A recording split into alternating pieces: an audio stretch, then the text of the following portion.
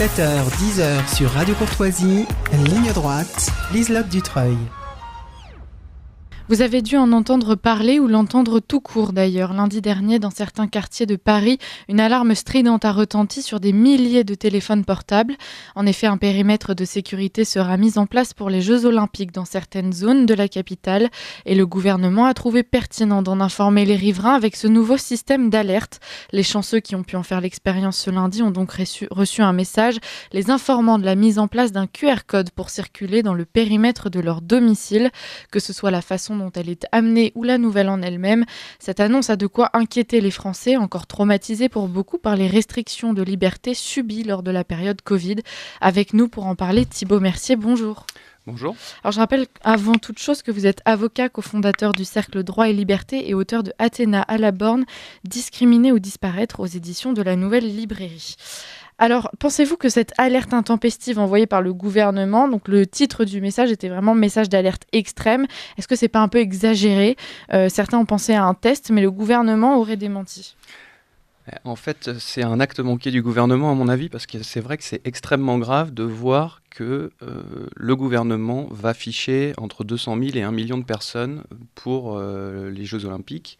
Ce fichage, c'est pour obtenir un laissez-passer pendant la période, donc une semaine avant la période, avant la cérémonie d'ouverture, et ensuite pour les riverains, pour qu'ils puissent accéder à leur domicile si leur domicile est situé à côté des sites où se tiendront les événements sportifs.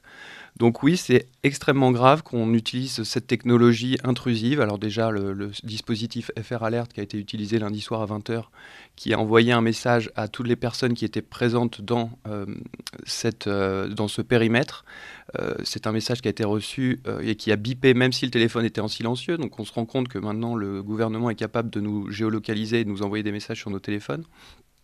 Ce dispositif a été mis en place en 2022 pour prévenir d'alertes graves sur des événements comme du terrorisme, des tempêtes, des incendies.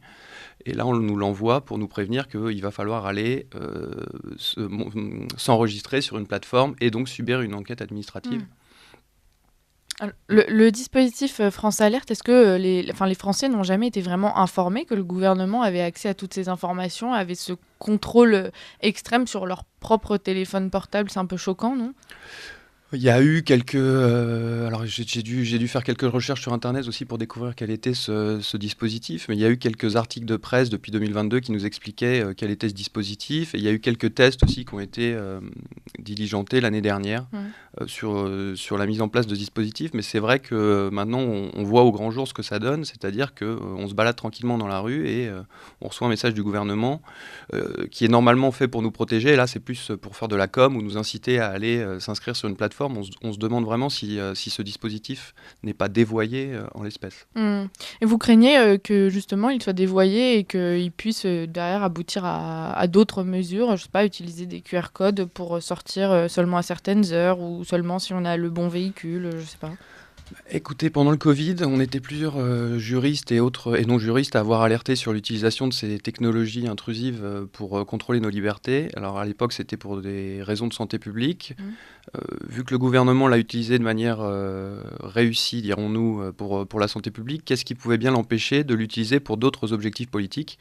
Ici, c'est la sécurité. Ça fait des mois qu'on a des experts sur les plateaux télé qui nous répètent à l'envi qu'il y a une menace maximale, ce qui est, je veux bien le croire, mais en attendant, on a agité ce chiffon rouge de la peur pour mieux nous faire avaler la couleuvre d'accepter ce contrôle. Et c'est assez inquiétant de voir que le gouvernement désormais utilise toutes ces technologies pour nous restreindre dans nos libertés. Qu'est-ce que sera la prochaine étape ? Je ne sais pas. Ça sera peut-être... Alors, à un moment, on nous avait parlé de confinement olympique. Peut-être qu'on aura un confinement climatique. À chaque fois, ça sera par QR code. Et puis, ce qu'il faut bien comprendre, c'est que là, notre fichier, nos infos personnelles, elles vont passer au tamis de 13 fichiers de police différents. Elles vont être conservées pendant 3 mois après les JO. On ne sait pas s'il y a des risques ou non de piratage de ces données. On ne sait pas qui va les conserver, sur quel serveur ça va être. Il y a plein de questions auxquelles le gouvernement se refuse de répondre et qui sont pourtant légitimes pour nous, Français et citoyens parisiens. Vous parliez de l'aspect sécuritaire. Effectivement, on est beaucoup à s'inquiéter de cette question-là pendant les Jeux Olympiques. Est-ce que vous pensez que le gouvernement s'est correctement saisi du problème? Est-ce que la réponse, c'est contrôler à outrance tous les citoyens français? Est-ce qu'il ne fallait pas plutôt s'attaquer aux racines du mal? Alors c'est sûr que les policiers vont être occupés à scanner des QR codes toute la journée plutôt que de déceler des menaces potentielles. En plus, ils vont un peu abandonner leur libre arbitre plutôt que d'essayer de découvrir s'il y a quelque chose de mal. Ils vont s'en remettre à la machine qui va scanner vert ou rouge. Et puis si vous êtes vert, vous passez. Et dans ces cas-là, c'est bon. Et en plus, il y a un défi pratique à mettre en place, c'est-à-dire que ces milliers de Parisiens et de touristes qui vont passer, qui vont devoir être scannés, combien de temps ça va prendre? Sur l'efficacité, c'est difficile d'en parler, je ne suis pas un spécialiste de la question, mais ce que je note, c'est que pendant la période du Covid, il y avait énormément de faux QR codes qui circulaient. Est-ce que ça ne sera pas la même chose pour les Jeux Olympiques? Donc, qu'est-ce qui pourra empêcher un potentiel terroriste soit de réussir à obtenir un vrai QR code ou alors d'obtenir un faux QR code et ensuite de passer les contrôles de sécurité. Alors justement, il y aura quand même aussi tout un arsenal finalement de surveillance. Il va y avoir des scanners corporels, il va y avoir des drones probablement pour surveiller les foules. Ça, c'est une réelle peur aussi, je pense, en tant que citoyen. On a l'impression qu'on arrive dans une société complètement dystopique. Un petit peu, mais ça me paraît un peu plus légitime, puisque là, au moins, c'est presque indolore pour le citoyen. Il n'a qu'à passer, puis il sait bien qu'il y a quand même un défi sécuritaire auquel il faut répondre. Et là, ça permet au moins de répondre précisément à une menace potentielle le jour J sur le site, alors que le QR code, c'est quand même beaucoup plus intrusif. Et puis, ça va vraiment rendre la vie des Parisiens intenable. Déjà d'aller s'enregistrer sur ce site, qui va le faire, qui va penser à le faire. Le défi pratique le jour J pour le scanner. Et puis, ça va aussi rendre Paris un vrai no man's land, c'est-à-dire que qui va utiliser un QR code pour aller au restaurant, par exemple, ou pour sortir voir ses amis, personne ne va y penser. Donc finalement, ça va rendre Paris assez vide et sans vie pendant ces JO. Alors, vous le disiez, ces QR codes sont très contraignants, surtout pour les Parisiens. Si je comprends bien, on n'a pas d'autre choix pendant ces Jeux Olympiques que de choisir entre soit notre liberté, soit notre sécurité. Est-ce que ce n'est pas une immense preuve de l'échec de notre gouvernement ? De toute façon, la liberté, elle est devenue contingente pour le gouvernement. Dès qu'il y a un objectif politique à remplir, la liberté passe en dernier. Désormais, on préfère la restriction de liberté, c'est beaucoup plus facile. Le gouvernement joue énormément sur ces JO. Anne Hidalgo aussi joue gros sur ces JO. Je pense qu'ils veulent absolument éviter tout impair, donc ils préfèrent fliquer, c'est le terme, tous les citoyens. Évidemment, on peut se poser des questions assez légitimes. Donc, je vous ai dit que les données personnelles des Français allaient être passées à 13 fichiers différents, 13 fichiers de police. En revanche, ils ne seront pas passés à travers les fichiers d'immigration illégale, par exemple. C'est-à-dire que les personnes sous OQTF qui doivent être reconduites à la frontière ne seront pas soumises on ne passera pas par ce fichier. Donc, on arrivera à des situations ubuesques où un clandestin pourrait obtenir un laissez-passer pendant les JO, alors qu'un honnête citoyen qui, lui, ne pourrait pas y accéder. Et aussi, on se pose une question de cette mise en place de frontières tout autour de nous, des milliers de frontières qui vont être autour de Paris, alors qu'on refuse de protéger nos frontières nationales, alors qu'il y aurait peut-être une meilleure utilité à protéger nos frontières extérieures plutôt que d'en recréer autour de nous en permanence. Donc finalement, c'est les citoyens français qui sont peut-être un peu trop dociles, je ne sais pas si je peux utiliser le mot, vous allez me dire, mais qui sont trop dociles et qui acceptent justement d'ériger des frontières intérieures pour essayer de compenser le fait qu'ils ne soient pas protégés de l'extérieur. C'est une vérité, c'est sûr qu'ils sont assez dociles, mais le gouvernement utilise des méthodes assez efficaces pour nous rendre plus dociles, notamment, je vous l'ai dit tout à l'heure, la peur. Et quand on nous répète à l'envi qu'il y a une vraie menace terroriste, ce qui à mon avis est le cas aussi, on est prêt à tout pour survivre. Malheureusement, les Français ont oublié cette idée de liberté qui fait qu'on peut légitimement, sauf cas grave, refuser de montrer patte blanche à la police à tout moment. Mmh. Et est-ce que vous pensez que si demain les Français choisissaient de refuser ces barrières et ces limites, le gouvernement pourrait se tourner vers d'autres solutions, et notamment par exemple le contrôle des frontières du pays avant de contrôler les Français eux-mêmes? J'ai pas la réponse à cette question, mais je pense que c'est très difficile pour un Parisien de refuser la mise en place de ce QR code. Alors c'est vrai que sur les réseaux sociaux, je vois pas mal de gens qui disent qu'il faut appeler au boycott de ce QR code, mais alors pour tous les salariés parisiens, pour tous les résidents parisiens qui habiteront à côté de ces zones, quelle sera la solution? Si on refuse de s'enregistrer, ça veut dire qu'on ne peut plus aller travailler ou qu'on ne peut plus accéder à son domicile. Donc c'est bien facile de parler de boycott, mais ça c'est seulement des gens qui ne vivront pas à Paris qui pourront se le permettre. Ou alors il faudrait un boycott de masse avec des actions de pression quotidiennes sur la police pour faire sauter ce dispositif. Et encore, je ne sais même pas si ça ferait réagir le gouvernement sur la question des frontières extérieures. Donc depuis le Covid, on a mis le pied dans l'engrenade. Désormais, ça paraît très compliqué d'en sortir, si je comprends bien. Ça me paraît très compliqué d'en sortir. Et puis, le gouvernement et les experts sont un peu comme des grands enfants qui découvrent un nouveau jouet technologique et qui ont envie absolument de le mettre en place.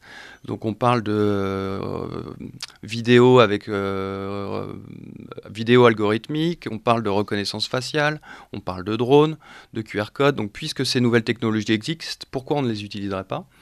Et donc on oublie le travail de sécurité qui existait avant et on remplace encore une fois l'humain par la machine. Et je pense que ça ne va aller qu'en empirant. Vous dites, puisque ces technologies existent, pourquoi est-ce qu'on ne les utiliserait pas ? Et effectivement, est-ce que vous pensez qu'on pourrait les étendre à tout un tas de domaines ? Puisque finalement, la question de la peur et de la sécurité, c'est quelque chose qui occupe notre quotidien. On peut avoir peur d'avoir un accident de voiture, on peut avoir peur de n'importe quoi finalement. Est-ce que ça pourrait vraiment s'inscrire dans toutes nos petites actions quotidiennes ? C'est certain que ça va s'inscrire dans toutes nos actions. Il y a un auteur qui s'appelle Alain Damasio, qui est un auteur de science-fiction, qui vient de publier un ouvrage sur l'intrusion des nouvelles technologies dans nos vies. Et il montre bien que par refus du risque, par cette peur panique du risque, on est prêt à abdiquer nos libertés, et notamment par exemple celle de conduire. Donc il y a déjà des villes aux États-Unis où il y a des voitures autonomes qui conduisent toutes seules parce qu'on considère que la machine est plus capable que l'homme. Donc le simple fait de conduire, de ce plaisir, de cette liberté de conduire, ce plaisir de conduire va bientôt disparaître peut-être avec toutes ces voitures autonomes qui existent. À San Francisco, c'est déjà le cas par exemple.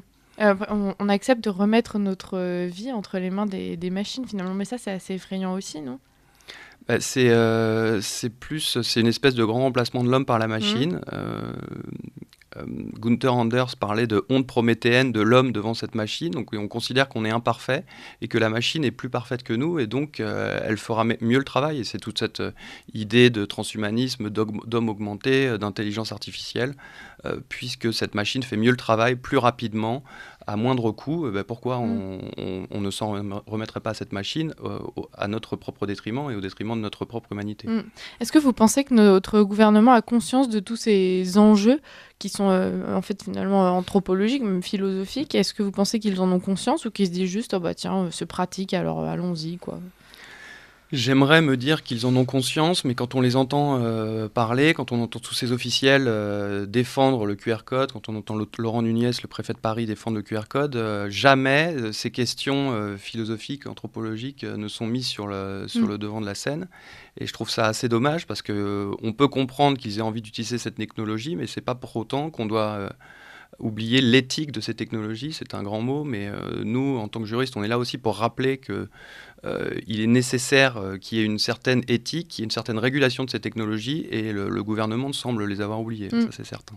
Vous ne pensez pas qu'ils sont animés par une sorte de soif de pouvoir, d'envie de tout contrôler Mais je pense que tout pouvoir a envie de tout contrôler, sauf que maintenant, le pouvoir a effectivement les outils technologiques pour lui permettre ce contrôle. Alors on nous dit par exemple qu'on était beaucoup moins libre pendant la monarchie, mais je pense que Louis XIV n'avait pas tous ces moyens technologiques à sa disposition pour contrôler la vie de ses sujets.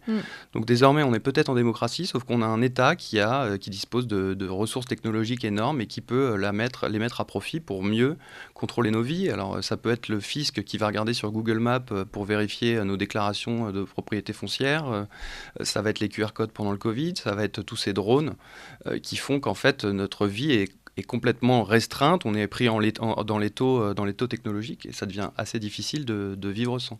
Vous avez parlé de démocratie, vous pensez que ce genre de technologie menace notre démocratie? Parce que c'est un mot qui est sacré pour ces gens-là. Alors est-ce qu'à un moment donné, il ne va pas y avoir une dissonance entre les deux? En tout cas, il y a un manque de transparence démocratique dans la mise en place de ces mesures. Alors c'est sûr que Laurent Nunez nous a dit que les textes légaux existaient et que son action était parfaitement légale. Alors c'est vrai, il y a les textes qui ont été pris, il y a des décrets d'application qui sont passés, mais je trouve qu'il y a un manque de transparence. Le débat public n'a pas vraiment été là pour ces questions. Les parlementaires ont dû se comporter comme une chambre d'enregistrement et ont validé ces mesures sans vraiment se poser les bonnes questions. Et c'est assez inquiétant que les Français en fait, soient mis devant le fait accompli. Donc lundi 20h, bruit strident sur son téléphone et inscrivez-vous pour avoir un QR code. Alerte extrêmement grave, sinon c'est la sécurité de tous est mise en danger. Finalement, on disait quand même aussi que la peur a joué en grande partie dans l'acceptation de ces technologies. Donc est-ce que si demain, effectivement, les Français étaient soumis à ce choix, est-ce qu'ils n'opteraient pas pour simplement par peur ? Certainement, et c'est ce qu'on a vu d'ailleurs pendant la période Covid, que finalement il y avait une demande de sécurité, une demande de vaccin, une demande de passe, une demande de laisser-passer. Et ça va être à peu près la même chose, je pense, pour les JO, puisque de toute façon, soit on ne veut pas être emmerdé, je dirais, soit on a peur. Donc dans les deux cas, on accepte docilement de s'en remettre à la puissance publique. Et dans ces cas-là, on pourrait considérer que c'est pas du tout antidémocratique, parce que finalement, on l'accepte nous-mêmes. C'est pas faux, mais est-ce que le gouvernement par la peur ou le gouvernement par la restriction petit à petit est vraiment démocratique? Je ne le pense pas. Donc finalement, c'est un problème de fond sur la façon de gouverner, si je comprends bien. Oui, je pense qu'il y a un problème de pédagogie du gouvernement qui ne se prend plus la peine en fait, d'expliquer ces mesures. Ou de nous expliquer pourquoi elles sont importantes et qui préfèrent, voilà, encore une fois, nous faire peur ou nous infantiliser en disant que le gouvernement sait mieux que nous, qu'ils sont appuyés par des experts et que nous, simples citoyens, nous n'avons pas voix au chapitre. En fait, c'est assez amusant de constater qu'ils sont en train de promouvoir la transparence totale de la part du citoyen. En revanche, eux reculent de plus en plus sur leur propre transparence. Ils nous expliquent très peu leur démarche. On a vu ces simplifications administratives récemment. Alors, on s'éloigne un peu du sujet, mais où des lignes entières, des fiches administratives vont être supprimées parce qu'on ne pourrait pas les comprendre et que ça va être plus simple. Finalement, il y a une grosse fracture entre le gouvernement et le peuple.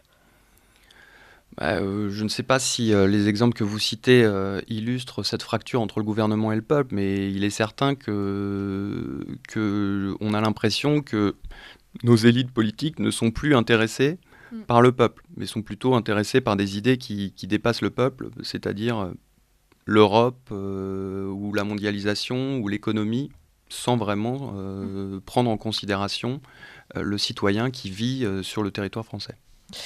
Thibaut, merci. On arrive au terme de cet entretien. Merci beaucoup d'avoir été parmi nous et puis de nous avoir aidé à analyser cette période qui, décidément, va être assez trouble. On continuera d'en parler, évidemment. Je rappelle que vous êtes avocat, cofondateur du Cercle Droit et Liberté et auteur de Athéna à la borne, discriminée ou disparaître aux éditions de la Nouvelle Librairie. Merci beaucoup.